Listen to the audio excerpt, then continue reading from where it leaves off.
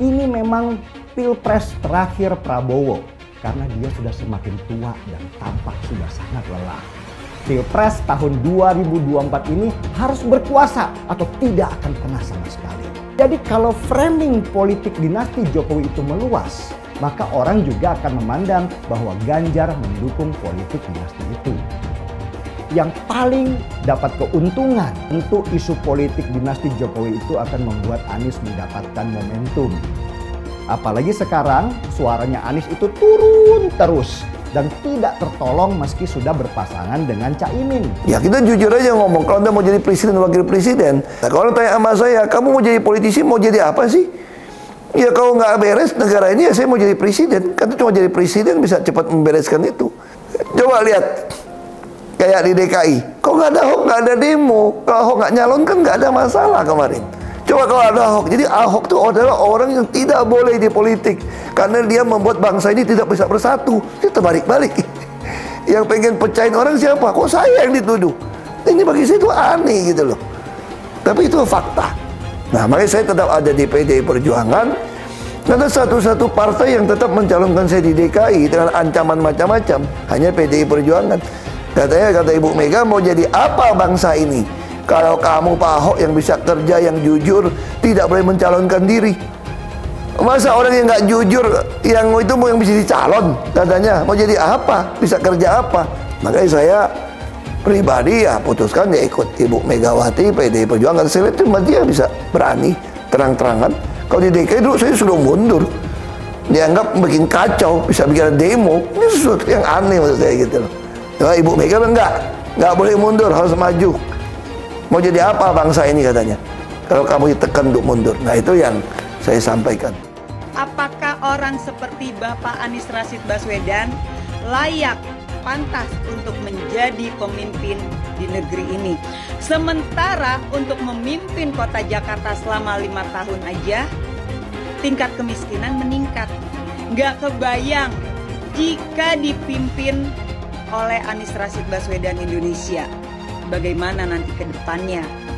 Oke, ayo sebagai rakyat Indonesia kita gunakan akal sehat, logika yang waras, pilih pemimpin yang memang betul-betul terbukti rekam jejaknya, bukan hanya dengar kata orang, tapi biasakan cari data, fakta, dan rekam jejak. Karena suara kalian menentukan nasib bangsa Indonesia selama 5 tahun ke depan. Anies pisah dengan Caimin, itu bisa terjadi. Ini kita nggak tahu Anies ini kalau nggak jadi capres nanti gimana. Saya mau tanya, kalian yakin nggak Anies ini bisa maju capres? Nggak yakin, saya paling nggak yakin dari dulu. Nggak yakin. Last minute ini bisa berubah, apalagi kalau bicara PKB. Gampang sekali berubahnya. Ini karena yang ingin menyelamatkan diri siapa? Bukan Anies, bukan Caimin, bukan siapa-siapa. Yang ingin menyelamatkan diri itu Surya Paloh.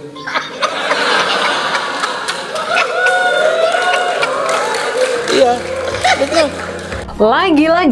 Lagi-lagi ada menteri dari Partai Nasdem yang tersangkut kasus korupsi.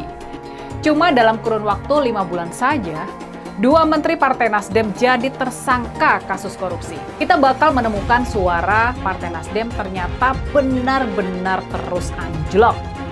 Iya, benar-benar terus anjlok. Jadi, akankah Partai Nasdem mampu lolos ke Senayan? Apakah Partai Nasdem bakal mampu melampaui 4% suara yang jadi syarat ambang batas parlemen kita? Kader PDI Perjuangan, Basuki Cahayapurnama.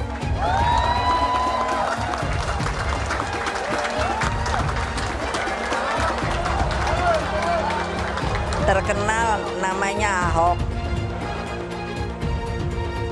Saya suka heran ya, kita ini bicara soal Pancasila, gotong royong, katanya itulah yang namanya dasar falsafah negara kita.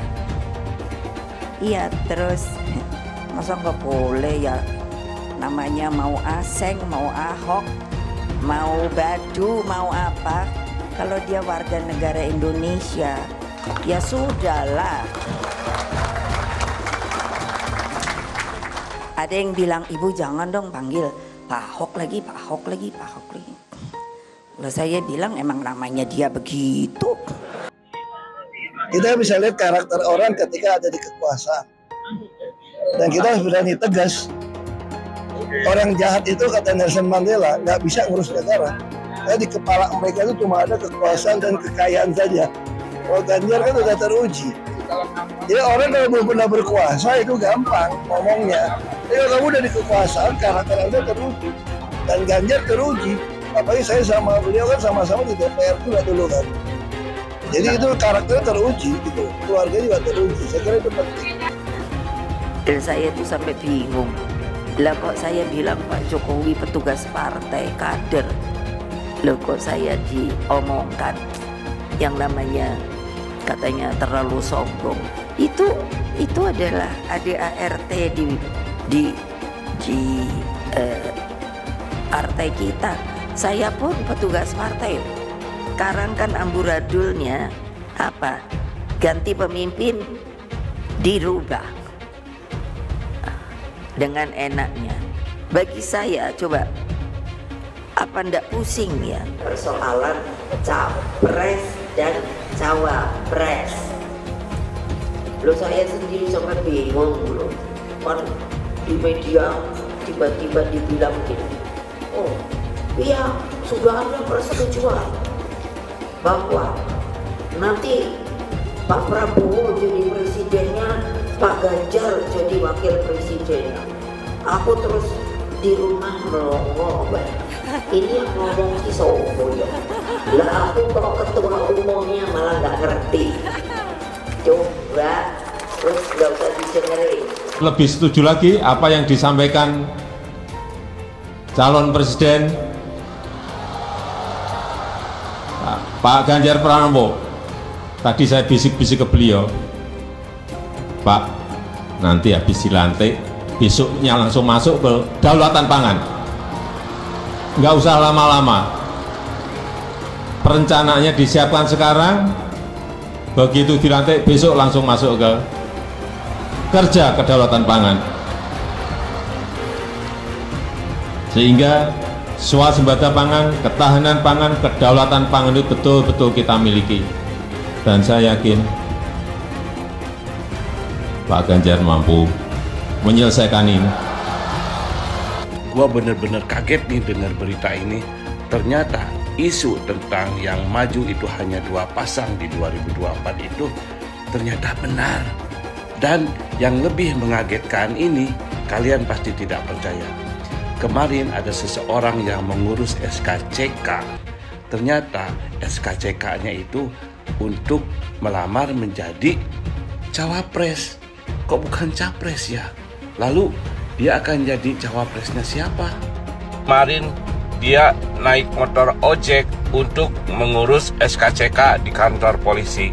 Padahal dengan kekayaan yang dia miliki, posisi dia sebagai mantan gubernur, bisa saja dia nyuruh orang untuk mengurus SKCK, atau bahkan dia bisa naik jet pribadi ke kantor polisi. Bilang dihalang-halangi, Anies masih sering bikin acara di sana-sini.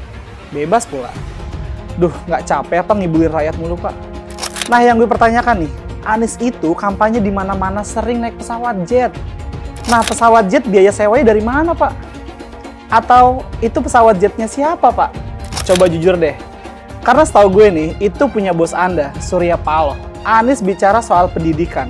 Padahal waktu dia di Jakarta, dia sendiri nggak mampu buat memberikan bangku sekolah yang cukup waktu mimpin di Jakarta. Artinya, dia nggak mampu memberikan bukti kalau omongan dia itu bisa dilaksanakan. Anies bilang setiap jabatan harus diisi sama orang-orang yang kompeten. Lah, faktanya di Jakarta, beberapa jabatan diisi sama orang-orang dekatnya dia. Nggak kompeten pula. Terus TGUPP, itu yang jumlahnya seabrek-abrek, fungsinya buat apa, Pak? Kok Jakarta makin berantakan sih? Sekali lagi, Anies nggak bisa membuktikan omongannya. Anies bilang dia akan membuka lapangan kerja. Yang dulu janjinya 200.000 lapangan kerja, ternyata cuma omong kosong, alias cuma janji palsu. Soal pembangunan yang berkelanjutan. Dia bilang di Jakarta dia udah meneruskan yang udah baik. Lu jangan percaya ya, itu ngibul. Faktanya nggak seperti itu loh. Belum lagi nih, program penanggulangan banjir. Jadi di daerah Jakarta itu ada daerah yang sebelumnya udah bebas banjir. Pas Anies mimpin, kok bisa-bisanya daerah itu banjir lagi? Gimana nggak banjir kalau kalinya udah nggak pernah dikeruk sama dibersihin, Pak? Kalau soal Jakarta, gue bisa bicara banyak deh. Jadi gue saksi bobroknya kepemimpinan Anies di Jakarta. Dan gue bisa pastiin, omongan manisnya Anies soal apa yang dia lakukan waktu mimpin Jakarta itu banyak nyebulnya. Saya tidak punya sejarah politik identitas. Identitas saya adalah yang seperti ini dan kita melakukan hal yang biasa dan kemudian semuanya menilai. Sekali lagi, saya tidak ada dalam sejarah politik menggunakan politik identitas. Boleh dicek. Koalisi perubahan, apanya yang mau dirubah? Jalan, nama-nama jalan seperti kemarin yang di demo warga Jakarta. Terus nama-nama rumah sakit dirubah juga. Besok lagi nama-nama pahlawan, nama jalan sudah dirubah. Kasihan masyarakatnya kalau nama-nama jalan dirubah. Mereka yang punya sertifikat tanah kan harus ngurus lagi, harus ini lagi, harus administrasi lagi, pengeluaran uang lagi. Itu nggak dipikirin. Bisanya cuma rubah nama jalan, rubah nama airport, rubah nama rumah sakit, ya kan? Nanti lama-lama sejarah Indonesia juga akan dirubah sama ini orang, ya. Perubahan-perubahan. Wow. Ada lagi yang dirubah. Pembuangan air hujan atau banjir melalui gorong-gorong ke laut dirubah ke lubang-lubang sumur. Janji palsu dengan konsep yang penting menang dulu. Ini program yang membodohi masyarakat. Kata-kata gratis itu pada waktu itu benar-benar membius banyak pendukung Anies, sekaligus mencaci makinya ketika tahu program itu sebenarnya nggak ada. Banyak penduduk Jakarta yang merasa tertipu dengan janji manisnya Anies. Tetapi sudah terlambat, sudah terlanjur memilih yang salah. Beli rumah, uang mukanya gratis. Tetapi sesudah dia terpilih, benarkah ada program beli rumah uang muka gratis? Nggak ada ternyata. Memilih Anies dan Imin setidaknya sudah menyelamatkan Indonesia dari kehancuran. Gus Dur saja dikudetanya, apalagi rakyat. Yang satu memang jago kata-kata, jago beretorika, nggak kelawan kalau soal kata-kata. Di sisi lain, kita sama-sama melihat yang sudah ditulis pakai tangan dia sendiri, pakai hati dia sendiri, lagi dia ingkari, apalagi hanya mengandalkan kata-kata dan janji. Pun demikian dengan janji Cak Ponimin. Gus Muhaimin memberikan program siapapun yang hamil yang ada di muka bumi Indonesia ini akan diberikan tunjangan selama hamil. Karena itu yang masih jomblo secepatnya nikah, hamil, dibiayai kehamilannya oleh Gus Muhaimin. Akan mendapatkan subsidi, akan mendapatkan tunjangan rata-rata 6 juta selama kehamilan. Gus Muhaimin dan PKB menang. Semua yang punya sepeda motor, BBM-nya kita subsidi gratis tanpa biaya. Siapa yang di sini punya sepeda motor? Tahun 2024 PKB menang, Gus Muhaimin presiden, disubsidi serendah-rendahnya harga subsidi BBM. Kalau PKB sekarang bukan PKB Gus Dur, ini PKB Caimin. Jadi beda, PKB-nya sudah beda. Jadi nggak bisa lagi menurut saya, memang masih tetap jualan nama Gus Dur, itu ada larangannya jelas sekali. Tapi ya namanya orang masih mencuri-curi, kebiasaan kayaknya mencuri-curi. Mencuri partai, sekarang mencuri gambar. Gus Dur pendiri partai, orang yang dikatakan oleh Caimin sebagai guru politiknya, malah dikudeta, apalagi rakyat. Susah kan mau milih pemimpin seperti itu nanti? Pak Prabowo hari ini adalah calon presiden dari Partai Gerindra. Saya sampaikan berkali-kali bahwa saya tidak ingin menjegal, saya tidak mau menjadi orang yang dibawa untuk berhadapan dengan Pak Prabowo dan menghentikan Pak Prabowo. Saya tidak mau. Dan saya katakan itu kepada siapapun yang datang kepada saya untuk berbicara tentang calon presiden. Yang nanti anak saya dan anak-anak saya akan ingat itu. Enggak, saya tidak mau mengkhianati, menikam pada orang yang dulu sudah bekerja, membantu, dan berjuang bersama. Bapak Politik Identitas Indonesia Anies Baswedan, Bapak Intoleransi Indonesia Anies Baswedan, jangan lupakan, jangan terlena, jangan sampai dia pecahkan kita dengan dagangan ayat dan mayatnya. Air itu turun dari langit, turunnya ke atap rumah langsung sumur bor, bukan ke sungai dan ke laut. Saya mensyukuri kenapa kalah, kenapa ditahan. Saya bersyukur atas itu semua. Saya coba bayangkan ya, kalau seandainya waktu itu kita menang gitu ya, hari ini belum tentu kita bisa nikmati seperti ini. Kita bersyukur 5 tahun Tuhan izinkan kasih ke orang yang pintar ngomong untuk kerja. Coba kalau kita bayangkan gitu ya, kalau kemarin saya masih jadi gubernur, ini saya udah turun ini. Tapi yang pintar ngomong itu dikira orang hebat kan?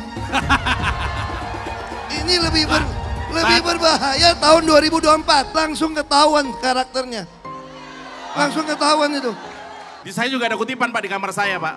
Tulisannya, Jakarta telah mengambil keputusan yang fatal. Jangan hanya konsentrasi pada pembangunan benda-benda mati yang indah difoto dan bisa ditunjukkan dalam 5 tahun hasilnya.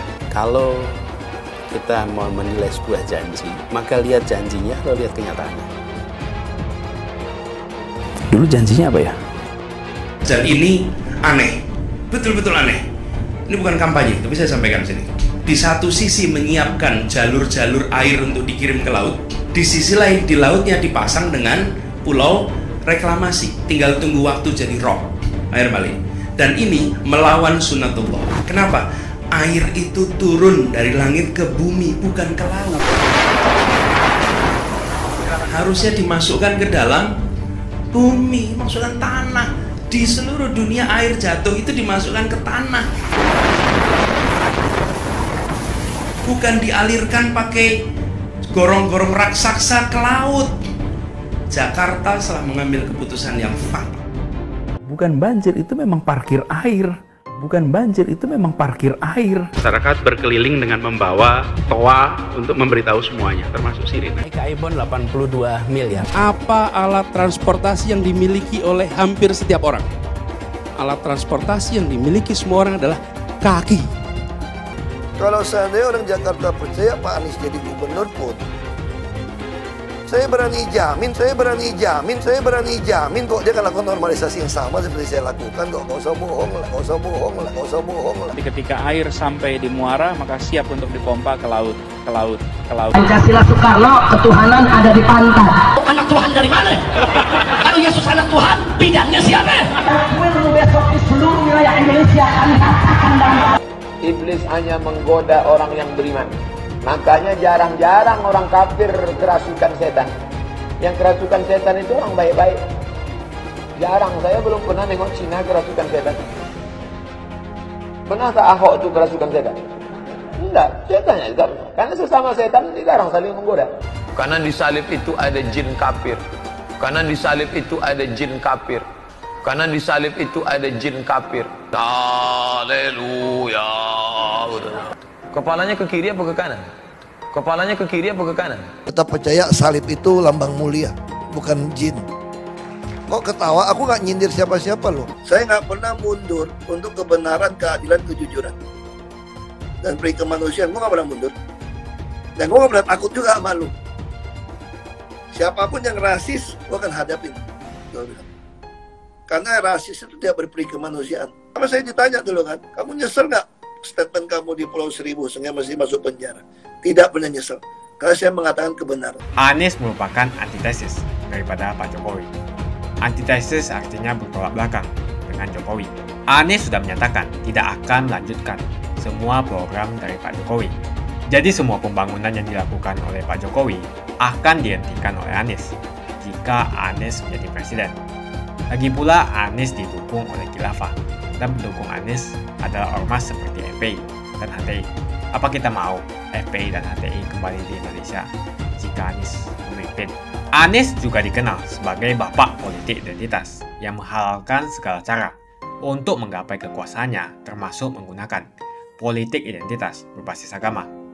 Lihatlah di kasus Ahok waktu itu. Kita sudah bisa melihat hasil kerja Anies selama 5 tahun di Jakarta. Tidak ada satupun janji yang dipenuhi dan tidak ada kinerja yang bisa dibanggakan. Dari DP 0%, OKOC, kelebihan bayar, Formula E, banjir, sumber resapan, jalan rusak, dan gonta-ganti nama jalan. Lihatlah rekam jejak Anies selama 5 tahun. Bayangkan Indonesia ke depan jika dipimpin oleh Anies. Dan bayangkan jika Anies menang. HTI dan FPI, Ormas Khilafah yang dibubarkan itu akan dikembalikan oleh Anies. Apakah kita mau Pancasila diganti jadi khilafah? Perkataan Ahok sudah terbukti dan Jakarta sudah menjadi korban. Jangan biarkan Indonesia menjadi korban kibulan Anies Baswedan. Umat minoritas, terutama kaum Tionghoa, tidak akan memilih Anies Baswedan. Sampai sekarang, Mahkamah Konstitusi belum mengumumkan pencabutan berkas gugatan tentang batas minimal usia capres dan cawapres. Memang sih ada yang mencabut berkas gugatan batas usia itu. Tapi yang menggugat juga masih banyak dan berkasnya masih menggantung di meja hakim-hakim Mahkamah Konstitusi. Padahal pendaftaran capres tinggal 10 hari lagi atau tanggal 19 Oktober nanti. Mantan Ketua Mahkamah Konstitusi yang lain, Jimli Asidiki, malah lebih keras bilang kalau gugatan usia capres dan cawapres menjelang pilpres ini itu hanya mainan orang-orang yang sedang mencari panggung politik. Gugatan ini hanya memalukan nama Jokowi, kata Profesor Jimli. Yang berhak mengubah adalah DPR, si pembuat undang-undang.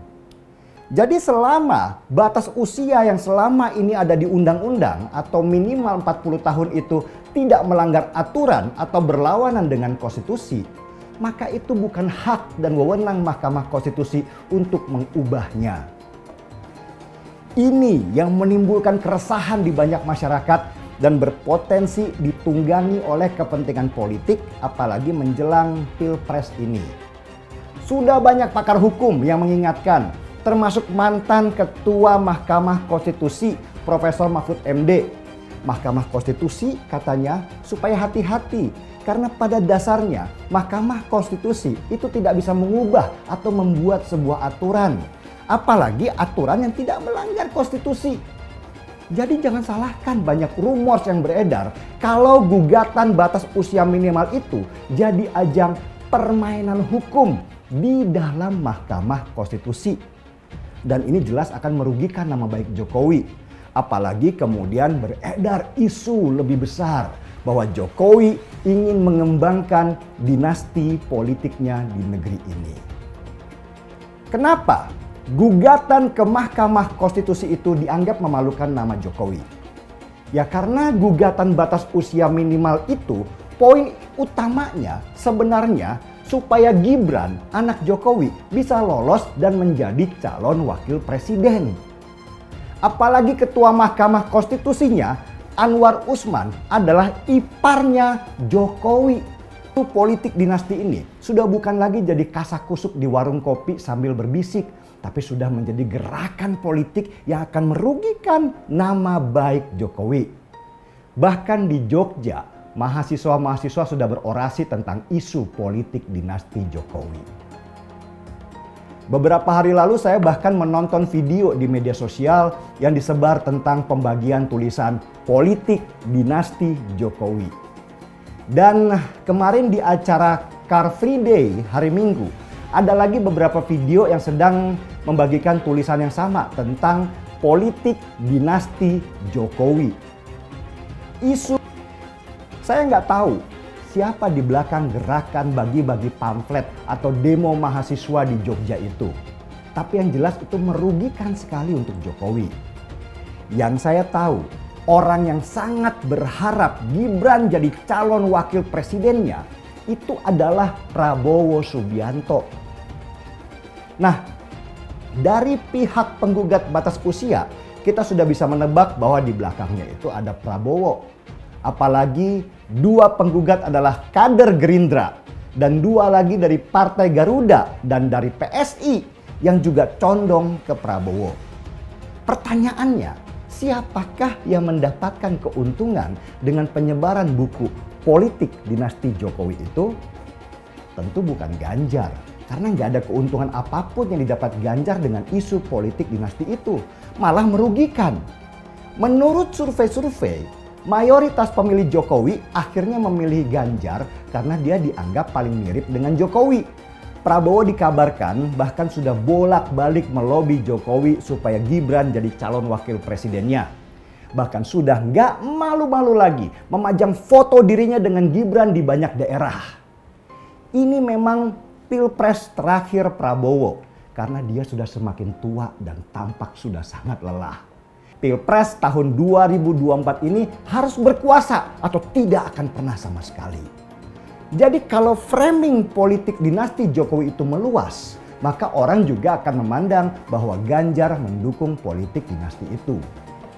Yang paling dapat keuntungan dari isu politik dinasti Jokowi itu tentu adalah Anies Baswedan.